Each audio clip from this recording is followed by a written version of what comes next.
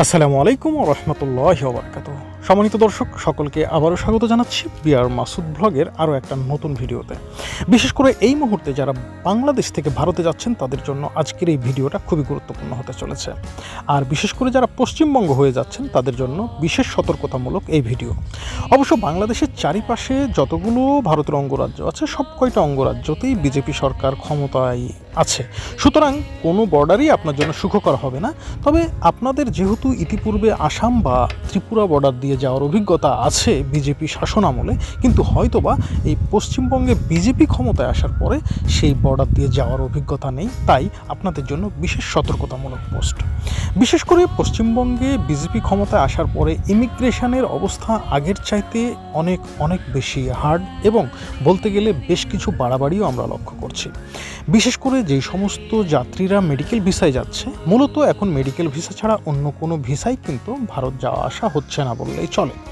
তবুও যাওয়ার সময় এক প্রকারের তো কড়াকড়ি চেকিং আছেই, কিন্তু ফেরার সময়তেও নানাভাবে নাজেহাল করা হচ্ছে, এটা একদম নিশ্চিত।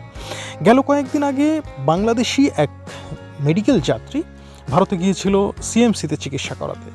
তিনি সিএমসির পাশাপাশি পার্শ্ববর্তী আরেকটি হাসপাতালে ট্রিটমেন্ট করিয়েছিলেন। তো দুই হাসপাতালের কাগজই তার কাছ থেকে ইমিগ্রেশন কর্মকর্তা পেয়ে যায়, আর এ কারণে তাকে নানাভাবে হেনস্থা করা হয়।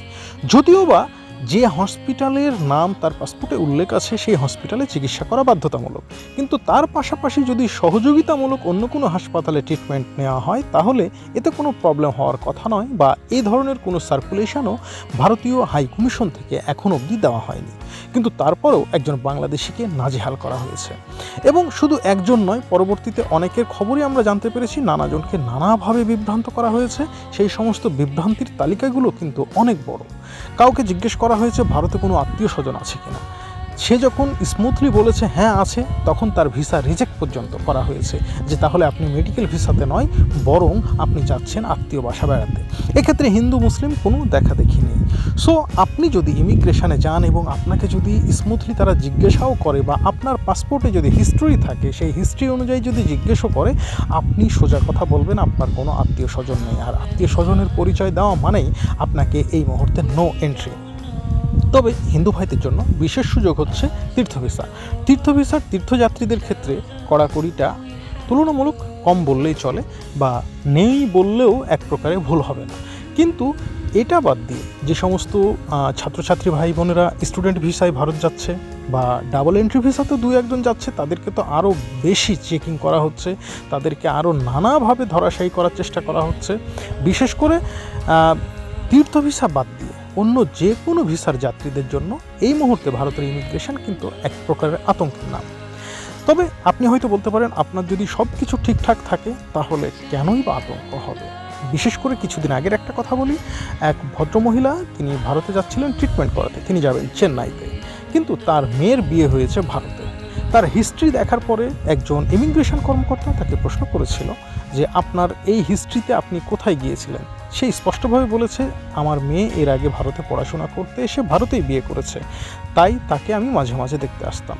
এই বিষয়টাকে কেন্দ্র করে সেই ভদ্র মহিলার একেবারে ভারত যাওয়া তো বন্ধ হয়ে গেল, এমনকি পাসপোর্টে অ্যাপ্লাইড সিল পড়ে গেল। পরবর্তীতে সেই ভদ্রমহিলা আমার শরণাপন্ন হয়, আমাকে ডিটেলসটা জানায়। জানার পরে জানতে চাই যে আসলে এটা কবে থেকে তার এই অ্যাপ্লাইড সিলটা উঠবে। যেহেতু তার পাসপোর্টে 4 বছরের একটা অ্যাপ্লাইড সিল পড়ে গেছে, সো এই মুহূর্তে তার জন্য 4 বছরের আগে আর ভারতে প্রবেশ করা খুব কঠিন। আবার আরও একটা বিষয়, যে যেহেতু অ্যাপ্লাইড সিল পড়ে গেছে, অ্যাপ্লাইড সিল মেয়াদ পার হওয়ার পরেও ভিসা পাবে কিনা সে বিষয়েও সন্দেহ আছে।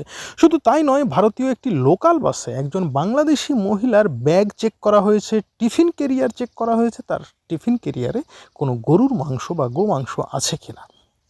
তো বাংলাদেশি পরিচয় যেখানেই ফুটে উঠছে সেই জায়গাতে কিন্তু বিপদের একটা সম্ভাবনা আছে।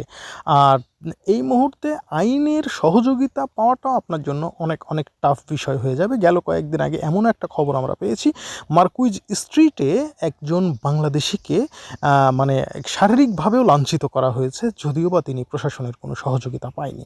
তো এই সমস্ত দিকগুলো বিবেচনা করে আপনারা অবশ্যই আপনাদের ইমিগ্রেশনের প্রস্তুতি নেবেন। একজন বাংলাদেশি হিসেবে, আপনাদের ভাই হিসেবে আপনাদেরকে সতর্ক করাটা আমার অতীব দায়িত্ব।